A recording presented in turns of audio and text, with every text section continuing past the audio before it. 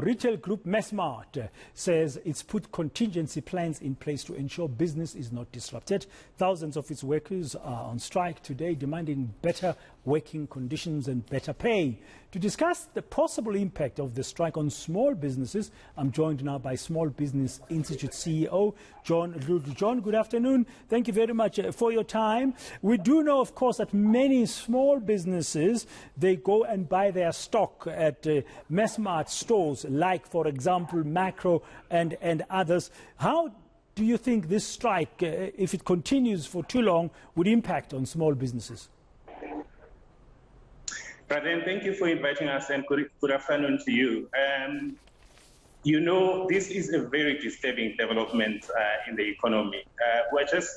We are still waiting for the figures that will incorporate the impact of the July mayhem in KZN as well as Gauteng. And now we're hit with this thing. And then, of course, there's a possibility of the fourth wave.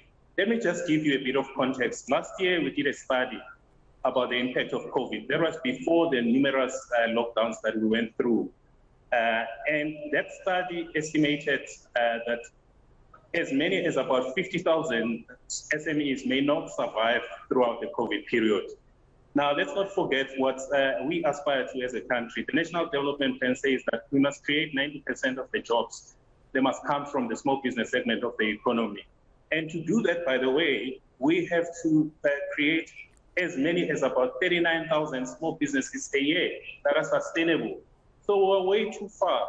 If we have lost 55,000 in the past year, and now we are hit with two things: this strike, as well as the impact of the mayhem in KZN and Gauteng. I think it just speaks to maybe we're not living in the same country. Because if we were, we would really be worrying about how we actually recover from this and then prepare to create jobs and secure our future. So are you saying that small business is going to be negatively impacted for as long as this Massmart strike is going on and is not resolved? Undoubtedly, Raden, they will be impacted because let's put this picture together. They do not have the luxury of stockpiling, because if they could, they would have stockpiled by now. They buy as and when there's cash flow arriving. So we know that the issue of late payments by their own suppliers is a big problem. Now you add on to this possible shortages of stock, and then we are now coming into the busiest period, whether you're talking about the Black Friday or you're talking about the festive season.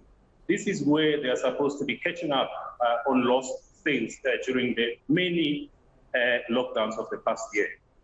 Yeah, and also, as you said, that impact of the July riots has really created a lot of headaches for them, because even if a small business would want to stock something, they would be scared because of losses that they've suffered and the potential of more losses. So, John, how would you think the workers could approach this issue? Because they have legitimate concerns.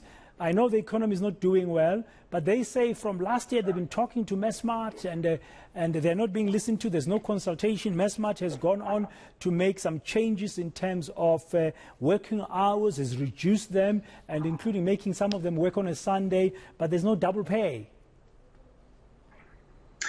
Yeah, but then what we would urge is you would urge both parties to find each other, to return to the table.